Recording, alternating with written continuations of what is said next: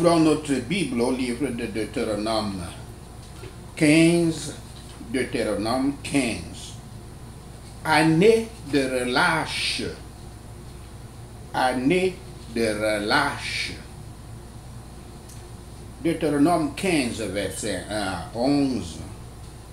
Dieu tisse la miséricorde dans le tissu de la vie d'Israël en commandant que les dettes soient annulées tous les 7 ans.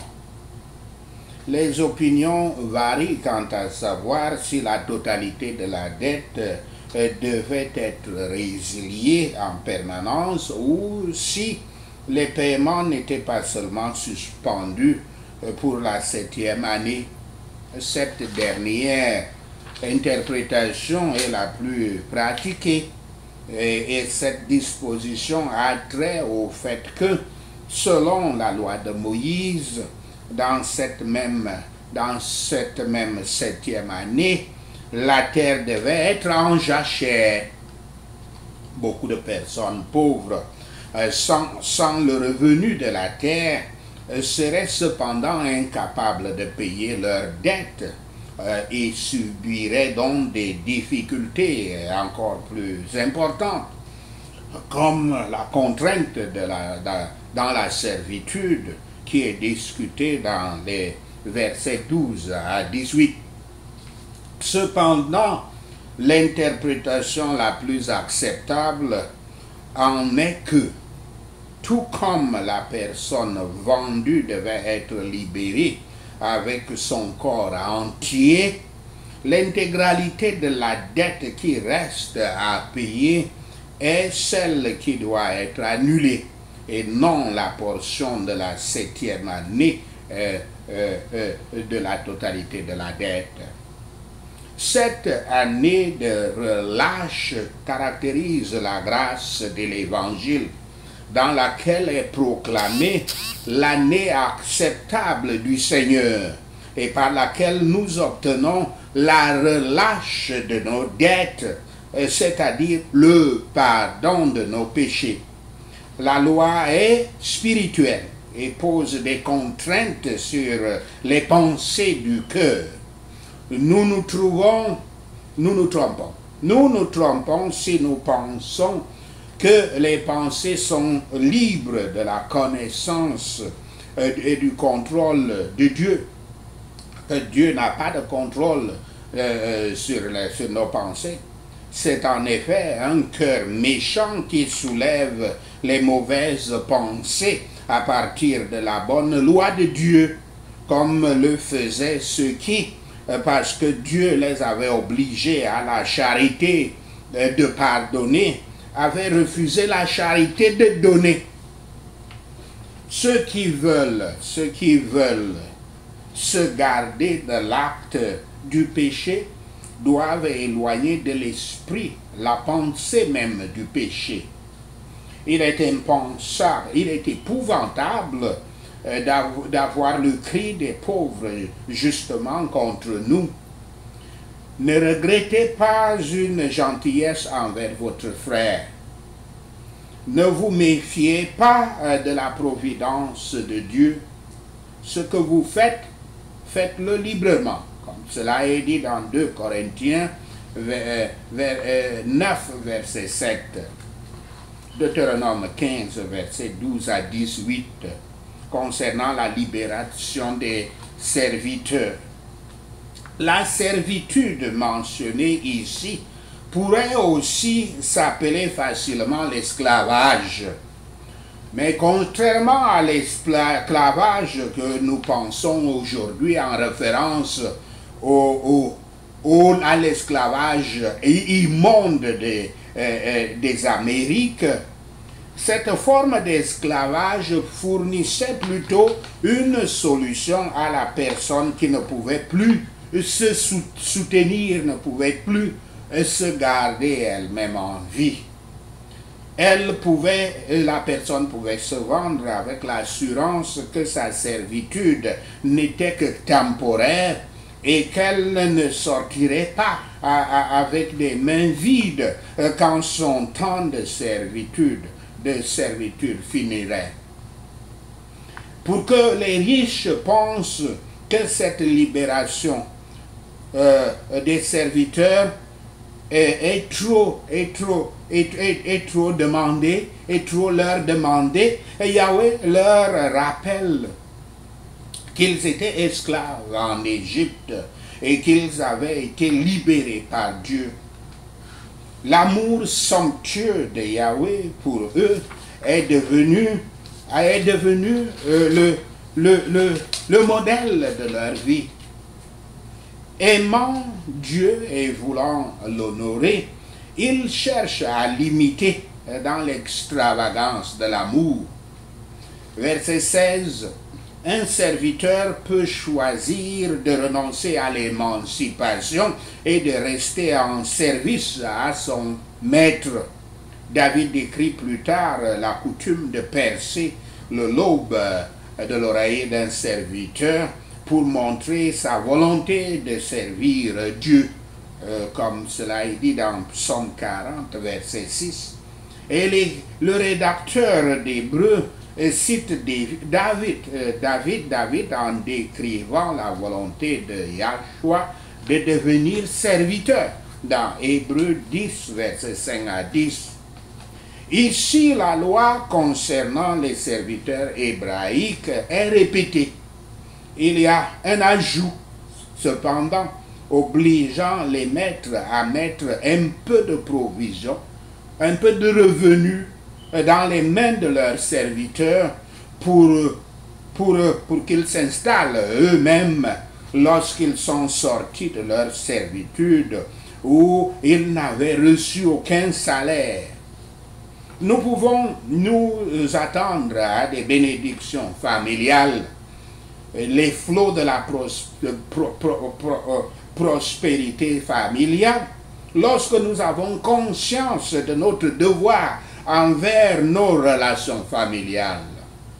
Nous devons nous rappeler que nous sommes débiteurs de la justice divine et n'avons rien pour la payer, que nous sommes esclaves, pauvres et périssants. Mais le Seigneur Yahshua Christ, en devenant pauvre et en déversant son sang, a fait une provision complète et gratuite pour le paiement de nos dettes, la rançon de nos âmes et l'offrande de tous nos besoins.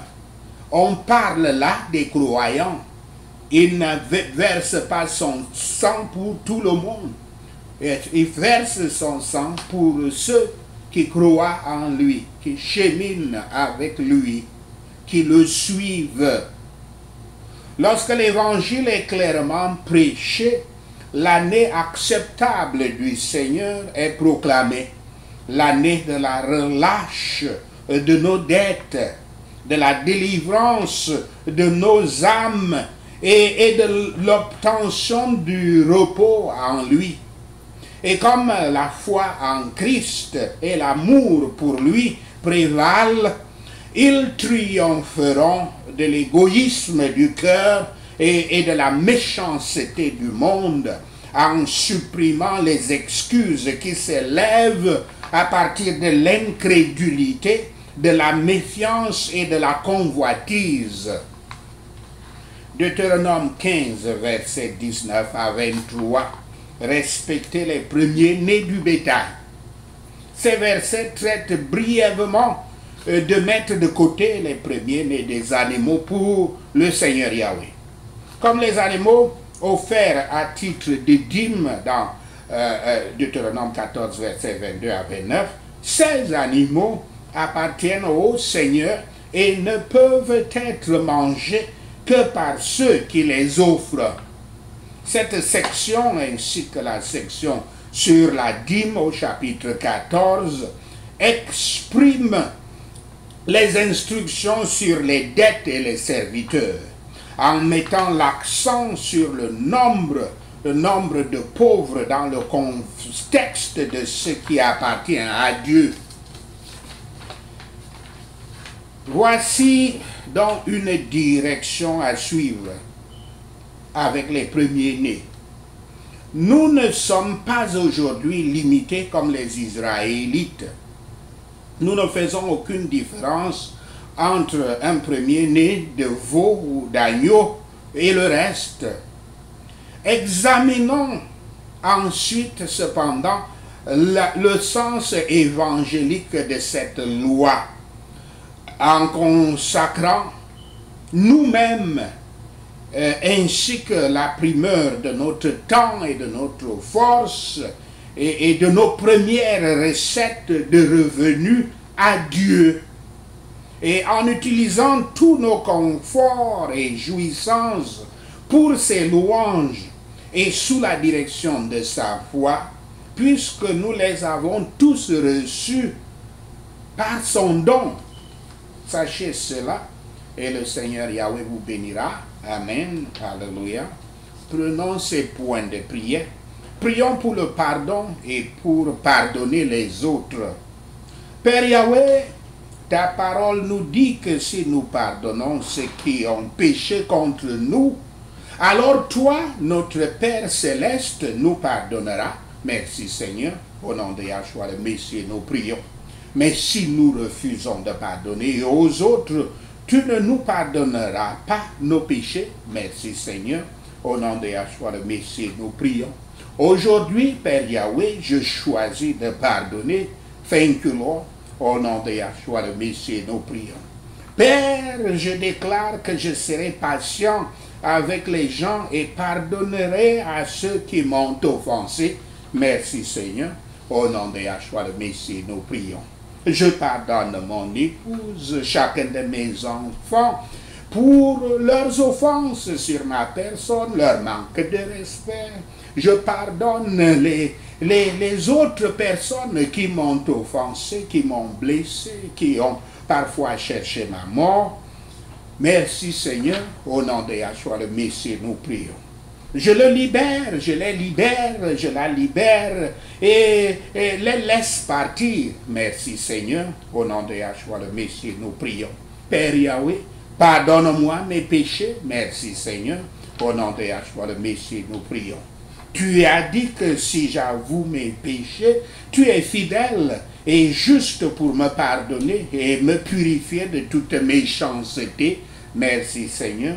Au nom de Yahshua le Messie, nous prions.